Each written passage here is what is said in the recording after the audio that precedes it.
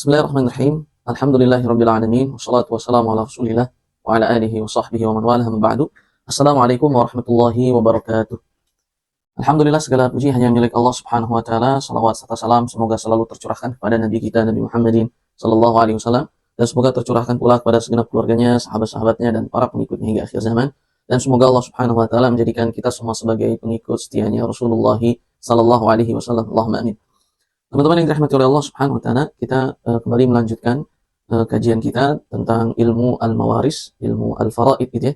Ilmu di mana kita akan belajar di dalamnya tentang siapa saja yang menjadi ahli waris bagi si mayit gitu ya. Kemudian bagian-bagian mereka berapa saja dan seterusnya.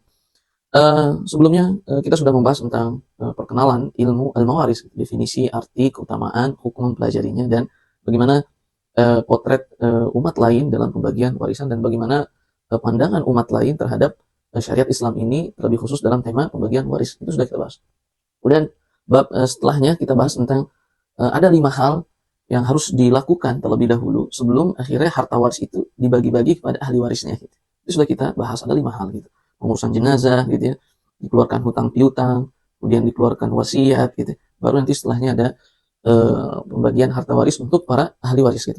Dan pertemuan setelahnya kita membahas tentang harta warisan ya. Tentang harta warisan itu ada berapa rukun harta warisan, seperti rukun sholat, rukun wudhu, ada rukunnya gitu ya. Maka harta warisan pun ada rukunnya. Kemudian telah kita bahas juga tentang syarat-syarat seseorang bisa mendapatkan harta warisan itu ada berapa. Ada 3 gitu ya. Wafatnya muwaris gitu, ahli warisnya masih hidup, dan adanya sebab yang membuat orang itu bisa mendapatkan harta warisan gitu. Nah, maka pada kesempatan kali ini kita akan membahas tema tadi, sebab. Apa sih sebab-sebab seorang yang dengannya ia bisa mendapatkan harta warisan gitu. Sebab-sebab seorang bisa mendapatkan harta waris. Gitu. Bisa kita lihat poin yang pertama, poin yang ketiga, bisa dibuka kitabnya. Sebab-sebab mendapatkan harta warisan ada 3. Yang pertama adalah nasab. Nasab gitu. Nah, nasab itu keturunan, jalur keturunannya. Ada nggak nasabnya dengan si mayit? Ada fulan mengaku ingin mendapatkan harta warisan si mayit. Saat kita tanya, kenapa, siapa Anda gitu? Oh, saya adalah kakeknya. Oh iya, maka kakek senasab gitu, punya jalur nasab pada mayit. Maka kakek berhak mendapatkan harta warisan gitu.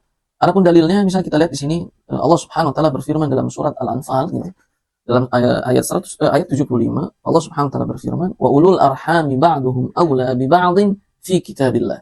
Dan sebagian ahli waris, sebagian keluarga gitu, keluarga rahim itu lebih diutamakan dari keluarganya yang lain gitu, walaupun satu kerabat gitu. Jadi dalilnya pertama adalah surat Al-Anfal ayat 75. Wa ulul arhami ba'duhum aula bi ba'dhin fi kitabillah. Maka dari situ kita mendapatkan kesimpulan bahwa ada keluarga yang bisa dapat warisan dan ada keluarga yang tidak bisa dapat warisan gitu. Atau yang tidak dapat warisan itu karena terhalang dengan adanya keluarga mayit yang lebih dekat jalur nasabnya kepada si mayit itu. Sehingga ini dalil tentang nasab.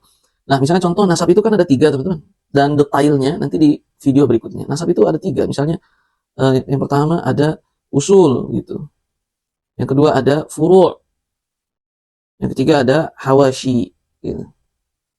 Misalnya contoh usul siapa? Usul itu orang tua kita. Misalnya ayah, ibu gitu ya, kakek, kemudian nenek, dan seterusnya.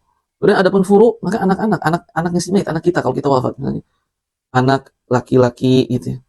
Kemudian anak perempuan, kemudian cucu dari anak laki-laki gitu ya. Jadi kalau cucu kita dari anak perempuan itu tidak dapat. Nanti detailnya di video berikutnya. Kemudian hawashi siapa?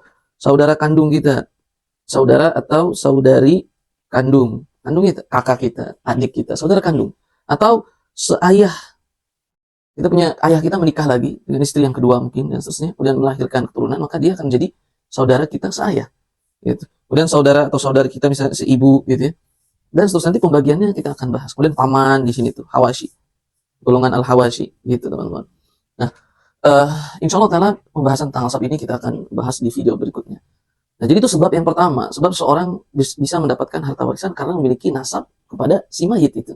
Kemudian sebab yang kedua apa? Pernikahan. Sebab yang kedua adalah pernikahan. Allah Subhanahu wa taala berfirman dalam Al-Qur'an Al-Karim yang berkaitan dengan An-Nisa, surat An-Nisa ayat 12 yang berkaitan dengan ayat-ayat tentang warisan. Allah berfirman bahwa walakum nisfu ma taraka azwajukum dan seterusnya. kalian wahai suami mendapatkan setengah dari apa yang ditinggalkan oleh istri kalian yang wafat gitu. Kalian dapat setengah jika kalian tidak memiliki keturunan, misalkan, atau jika istri itu tidak memiliki keturunan. Kemudian walahunnar rubu'u, gitu. Dan bagi istri-istri kalian wahai suami, mereka mendapatkan 1/4 gitu. Jika kalian suami tidak memiliki keturunan gitu, kalau wafat dan seterusnya. Maka itu dalil surat An-Nisa ayat 12 gitu ya. Allah sebutkan tentang bahwa pernikahan itu menjadi salah satu sebab seseorang bisa mendapatkan waris dari pasangannya gitu. Kemudian sini ada catatan, pernikahan tanpa wali tidak bisa saling mewarisi gitu. Artinya pernikahannya tidak sah. Maka semua pernikahan tidak sah gitu ya, dia tidak bisa saling mewarisi jika salah seorang di antara mereka wafat gitu. Misalkan salah satu pernikahan tidak sah itu adalah seorang wanita menikah tanpa dengan wali. Maka para ulama sepakat bahwa pernikahan tanpa yang tidak sah gitu ya, salah satunya bagi mempelai wanita tidak ada walinya gitu. Maka itu tidak sah sehingga tidak bisa saling mewarisi. Maka anak-anaknya pun dianggap bukan anak dari pernikahan yang sah gitu. Sehingga anak-anaknya pun tidak mewarisi orang tuanya pun tidak mewarisi anak-anaknya. Suami tidak mewarisi istrinya itu, istrinya tidak mewarisi ayahnya tersebut. Sehingga hanya pernikahan yang sah saja yang bisa saling mewarisi gitu. Nah, dan tema pernikahan itu bukan berarti dia harus merasakan malam pertama terlebih dahulu, enggak. Siapa saja yang sudah menikah gitu ya, sah. Walaupun dia belum menjumpai malam pertamanya, tapi sudah berhak untuk mendapatkan warisan jika salah seorang di antara mereka wafat. Misalnya contoh, menikah sampai zuhur, prosesi pernikahan itu. Kemudian pas asar suami itu meninggal misalnya gitu. Suami itu meninggal. Maka istri secara otomatis bisa mendapatkan warisan suaminya tadi yang sudah sah walaupun belum merasakan malam pertama gitu. Kemudian nikah siri gitu.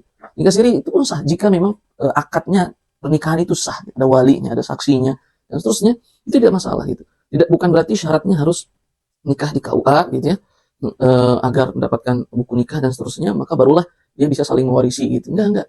Mau nikah di KUA, mau nikah siri, itu tetap bisa menjadi sebab mereka mendapatkan warisan dari sebagian mereka itu jika wafat gitu teman-teman. Kemudian yang ketiga adalah al-wala. Al-wala itu adalah kita memerdekakan seorang budak. Kemudian budak itu merdeka gitu kan ya. Saat budak itu meninggal, maka saya yang memerdekakannya boleh mendapatkan harta warisan dari budak itu, tapi baki, sisa gitu.